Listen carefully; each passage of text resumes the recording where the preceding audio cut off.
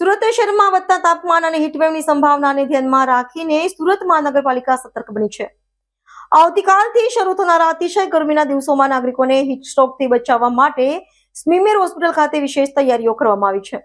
સુરત શહેરમાં વધતા તાપમાન અને હીટવેવની સંભાવનાને ધ્યાનમાં રાખીને સુરત મહાનગરપાલિકા સતર્ક બની છે. હોસ્પિટલ વહીવટીતંત્ર દ્વારા કેઝ્યુઅલિટી વિભાગમાં ખાસ તકેદારીના પગલાં લેવામાં આવ્યા છે. આગામી સમયમાં ગરમીનું પ્રમાણ વધવાની આગાહી વચ્ચે સ્મીમેર હોસ્પિટલમાં હીટ સ્ટ્રોકના દર્દીઓ માટે આઈસ બેડની વિશેષ સુવિધા ઉપલબ્ધ કરાઈ છે. આ સાથે જ દર્દીઓના શરીરનું તાપમાન ઝડપથી નોર્મલ કરવા માટે બાથ ટબની નવી વ્યવસ્થા પણ શરૂ કરવામાં આવી છે.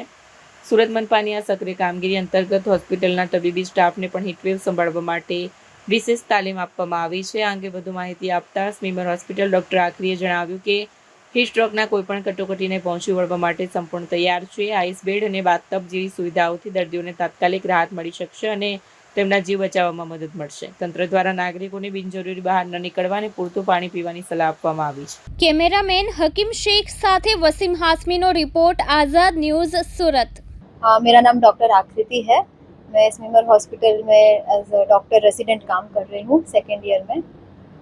मैडम क्या सुविधा रखी है? ये जो मेरे पीछे रखा है इसको ट्यूब मतलब water tube ice pack tube बोलेंगे, जो अभी 3 महीनों में 4 महीनों में बहुत तापमान बढ़ने वाला है, वो तो समर आ रही है, तो उसमें क्या होता है कि बहुत सारे दर्दियों का टेम्परेचर बढ़ जाता है, 102, 103, 104 तक पहुंच जाता है। उसमें दवाइयाँ जल्दी काम नहीं करती है, तो उन जैसे दर्दियों के लिए उनको यहाँ पे रखेंगे। ये ट्यूब के नीचे बर्फ़ रखा हुआ है और वो ट्यूब के अंदर पानी रखा हुआ है। वो पानी से इनका तापमान क्या शरीर का बराबर हो जाएगा, तो उनको अच्छा महसूस होगा और साथ में साथ उनका शरीर भी सही हो जाएगा।